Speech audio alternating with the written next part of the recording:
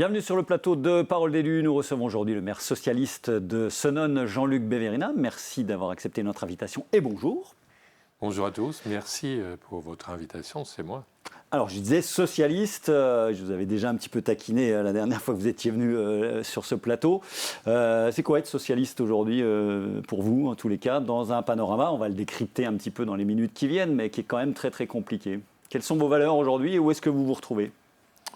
Il y en a encore quelques-uns quand même, des socialistes qui résistent. Plus beaucoup, hein, mais... Plus beaucoup, mais il y en a encore quelques-uns, on se réunit de temps en temps. Tout est cyclique, on va revenir. Il y a bien des gens intelligents dans le parti, comme ailleurs, mais qui vont réussir à fédérer. Alors la ligne, Olivier Faure, d'ailleurs, elle vous plaît ou vous plaît pas du tout, le fait d'avoir vraiment voulu le NFP avec la France Insoumise, les communistes, est-ce que c'est quelque chose que vous partagez ? Alors l'idée de fédérer, bien sûr, pourquoi pas, on peut y souscrire. Mais pas avec tout le monde, je vous sens venir. Pas avec tout le monde.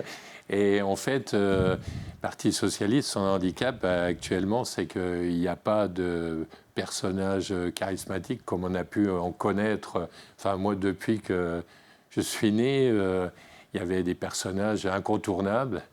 Et au jour d'aujourd'hui, on a du mal à retrouver un leader tel qu'on les a connus. Parce que c'est indispensable pour vous, cette incarnation, c'est-à-dire que les idées ne suffisent pas, il faut vraiment cette personnalité qui tire les wagons. Il faut qu'il y ait quelqu'un qui soit reconnu et qui s'impose. Et je pense qu'il y en a encore quelques-uns quand même parmi le Parti socialiste qui pourraient jouer ce rôle-là, mais j'espère qu'il y a des jeunes qui vont s'y adonner. Alors, on va faire un petit peu le tour quand même de la situation. Nous, on enregistre lundi à la mi-journée. On va quand même vers quelque chose qui pourrait ressembler à une sorte de chienlit que vous craignez les uns les autres, j'imagine.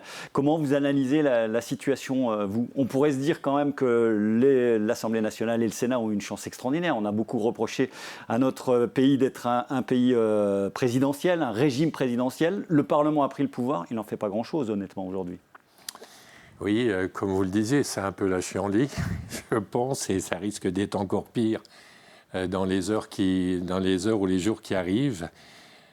À force d'avoir un ego surdimensionné, je parle de notre président, on avait cru au départ à un jeune qu'il allait fédérer, qu'il allait réussir à trouver des compromis et ainsi de suite, mais il a loupé quelques cases, à mon avis, et au jour d'aujourd'hui, il n'a même pas voulu respecter le résultat des élections, et ce qui est bien dommage.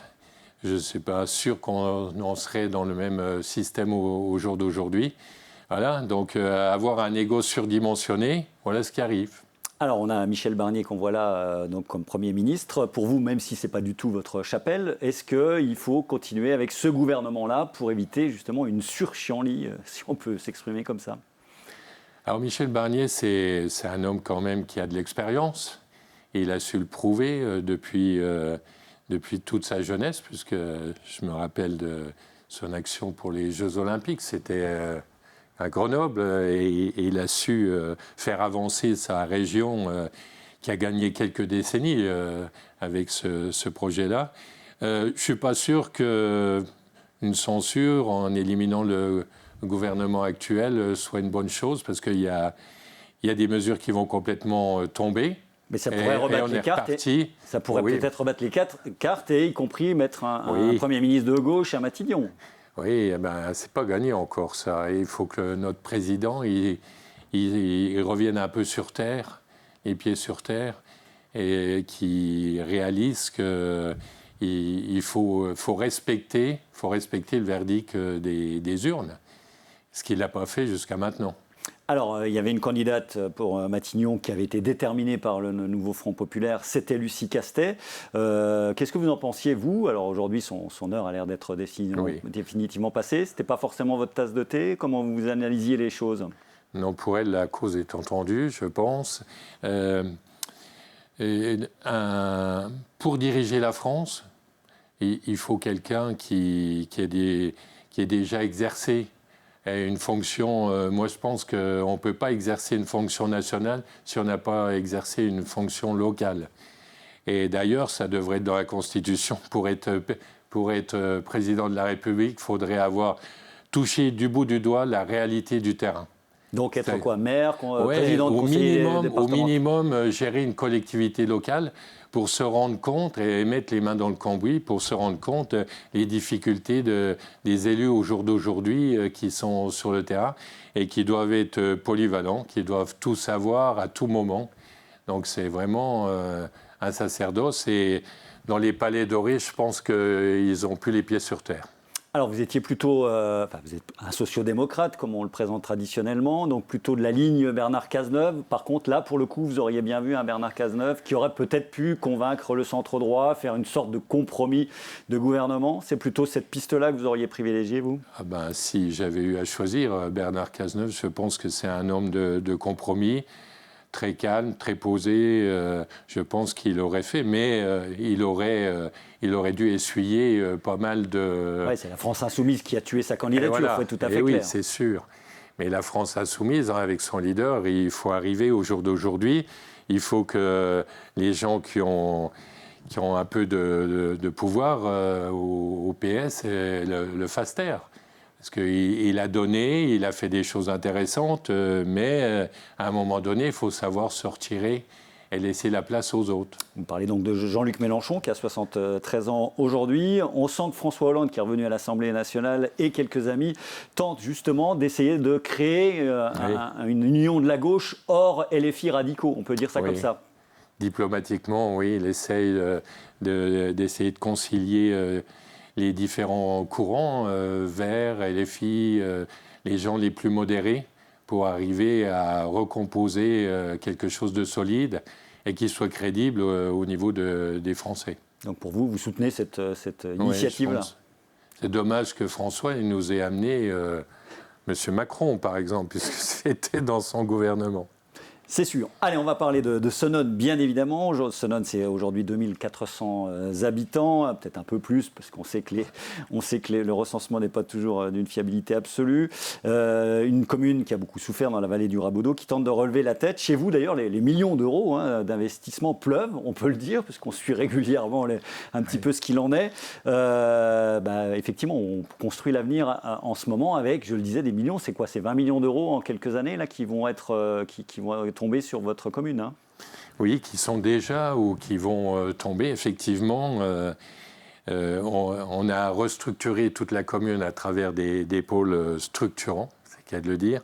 Et donc il faut avoir, pour qu'une commune avance, il faut déjà avoir cette volonté politique, savoir où on veut aller, mais aussi avoir des dossiers sous le coude quand il y a des appels à projets, et ils ont été nombreux dans le cadre des Jeux Olympiques, par exemple.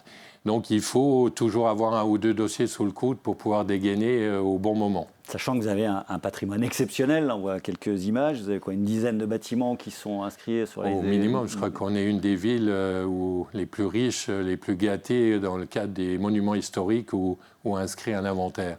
Les monuments historiques. Donc 15 millions d'euros rien qu'en 2025, donc il y aura une partie du château, et puis...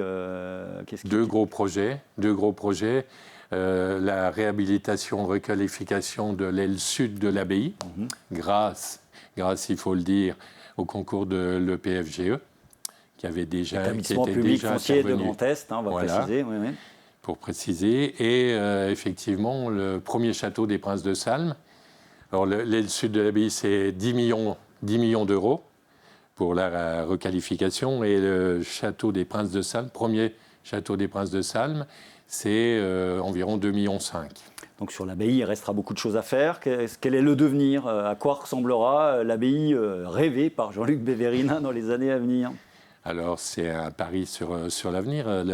L'abbaye, ça a déjà commencé au sein de cette abbaye, un centre culturel digne de ce nom, redonner une vocation d'origine à ce lieu emblématique.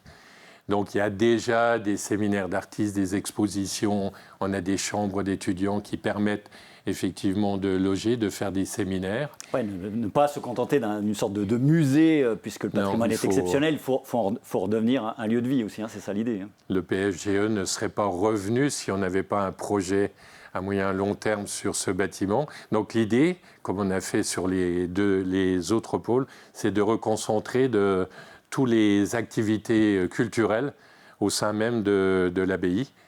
Et donc, ramener la médiathèque, l'école de musique, et il y a des surfaces suffisantes pour rapatrier tous ces services en un seul et même lieu et redonner vie à ce bel édifice. Alors, vous venez aussi de déposer la marque Principauté de Salm. Alors, quelles sont les retombées? On va rappeler la Principauté de Salm, donc, qui a été, durant quelques années, effectivement, un territoire autonome. Quelles retombées vous attendez? Quelles retombées y a-t-il déjà eu? Et quel est l'intérêt de déposer une marque Principauté de Salm? Oui, pourquoi les gens s'interrogent? Pourquoi avoir déposé cette marque Principauté de Salm? En fait, ce territoire est encore méconnu. Et on n'a jamais utilisé, non seulement Senones, mais le département des Vosges ou la région n'a jamais utilisé, et avoir la chance d'avoir une ex-principauté sur son territoire, c'est quand même un plus et c'est valorisant. Donc on veut déjà faire pas admettre, mais reconnaître aux habitants du Cru qui sont dans un endroit emblématique, et puis utiliser cette marque Principauté de Salm pour en faire un outil de développement local.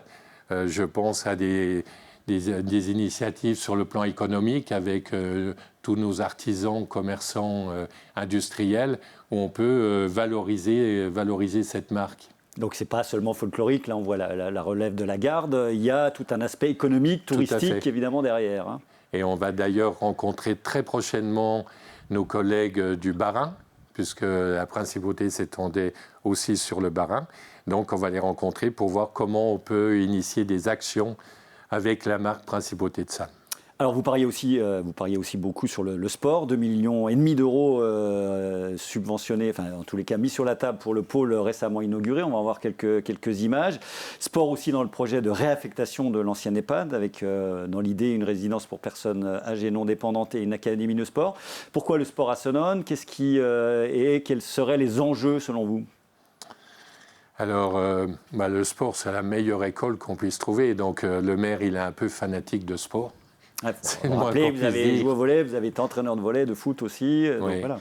Donc en fait, on a effectivement, au sein de ce pôle sportif, réhabilité l'ancienne piscine qui était abandonnée. On l'a réhabilité pour faire un complexe sportif digne de ce nom, avec des salles de dojo, de danse, de muscu. On a profité, dans le cadre des Jeux Olympiques, de répondre à un appel à projet pour réhabiliter notre gymnase municipal. Et on a terminé par les aménagements extérieurs. Comme vous l'avez dit, 2,6 millions d'investissements subventionnés entre 70 et 80%. C'était une aubaine, encore fallait-il avoir les dossiers sous le coude. Avec des terrains de paddle, on les a vus, discipline qui est très à la mode aujourd'hui. On va parler aussi de deux facteurs d'attractivité essentiels aujourd'hui, les écoles et l'accès aux soins. Pour les écoles, tout va bien, on peut le dire, chez vous, puisque vous êtes une commune un petit peu excentrique au niveau vosgien, puisque vous avez deux nouveaux postes qui se sont ouverts à la rentrée. Oui, encore une fois, on avait restructuré toutes nos écoles autour d'un seul pôle scolaire, digne de ce nom.